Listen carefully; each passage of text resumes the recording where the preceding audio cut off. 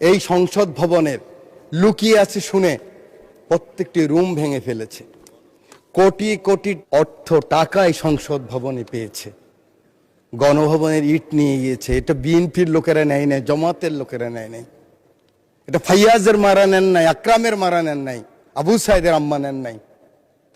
এটা বাংলাদেশের রিকশাওয়ালা, শ্রমিক, জনতা সকলে ক্ষোভের বহিঃপ্রকাশ ছিল সেদিনকার সেই সমাপনী আন্দোলন। সেই সমস্ত শহীদদের আত্মার মাগফিরাত কামনা করছি। আল্লাহ যেন তাদেরকে বেহেশতের সর্বোচ্চ মাকাম দান করেন। মহামান্য রাষ্ট্রপতির চেয়ারকে আমি সম্মান করতে হবে, সম্মান রেখেই বলছি। ওই চেয়ারকে ধন্যবাদ দিচ্ছি, ও প্রতিষ্ঠানকে, কিন্তু মহামান্য রাষ্ট্রপতিকে, ব্যক্তি শাহাবুদ্দিন সুপ্পু সাহেবকে আমি কিন্তু ধন্যবাদ জানাতে পারলাম না বলে আমি দুঃখিত।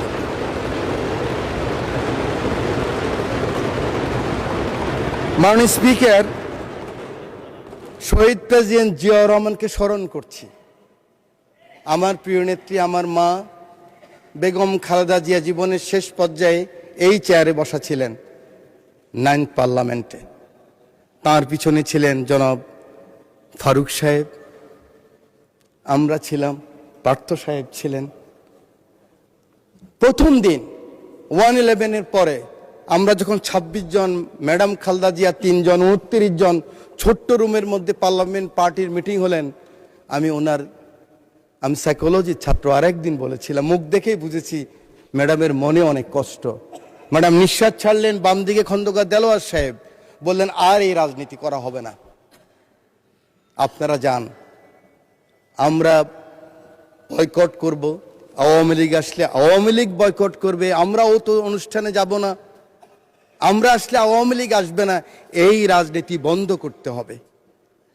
5 জনকে পাঠালেন, আমরা সেখানে গেলাম ওত অনুষ্ঠানে। সংসদ শুরু হলো। 1.5 মাসের মাথায়, বিশ্বাস করেন, আমার মা সংসদে বসার মতো ভাষা এই পার্লামেন্টে ব্যবহৃত হয় নাই।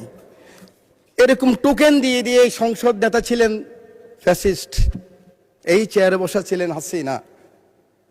উনি টোকেন দিতেন যুব মহিলা লীগের নেত্রীদেরকে।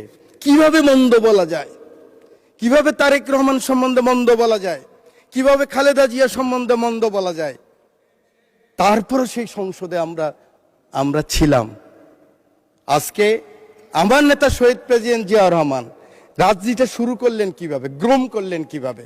আমি তখন স্কুল থেকে কলেজে এসেছি। উনি ছাত্র, শিক্ষক, সাংবাদিক, সমাজের